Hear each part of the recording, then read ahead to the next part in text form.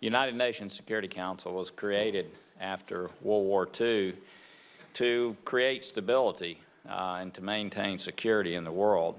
And yet, as we look around the world today, it's failing in its cause of peace and security. We can only look to Syria, where over 500,000 people have been slaughtered, people have been tortured, chemical weapons have been used against people, and yet the United Nations Security Council has been unable to do anything to counter what has happened there. Russia has remade the map by invading Georgia in 2008, again in Ukraine, and yet the United Nations has been unable to deal with that issue. China is violating all kinds of international norms in the South China Sea, and yet the United Nations Security Council is unable to deal with that issue. As a matter of fact, the United Nations Security Council has been unable to deal with the issues that is agreed upon, its own resolutions, whether it's North Korea and the violations that are taking place and the half-hearted efforts that have taken place by members to really push and enforce strong sanctions.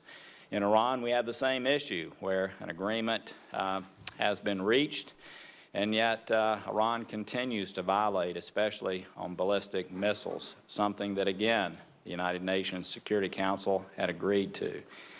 And what it's done instead is continued to pursue anti-Semitic measures.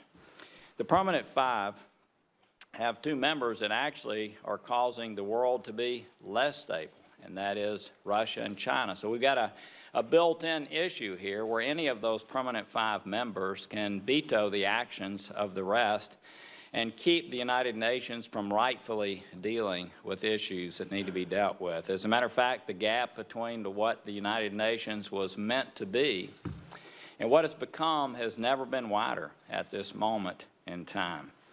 The U.S. is the largest contributor, 22% of the normal dues. We pay 29% of the peacekeeping dues or participation.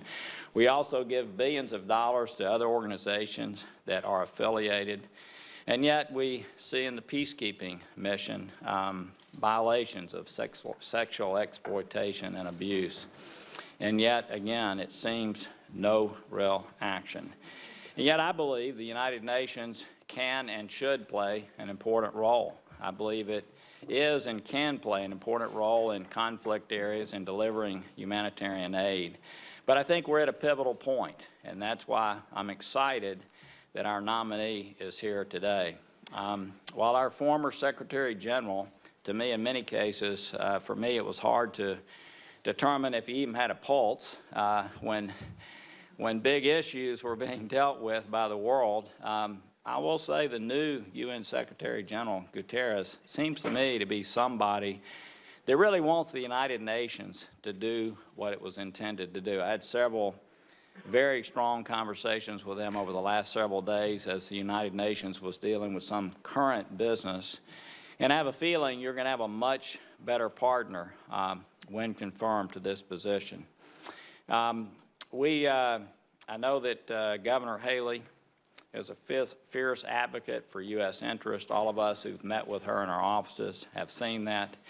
I really do believe that she is a person that knows the United Nations needs tremendous reform and change.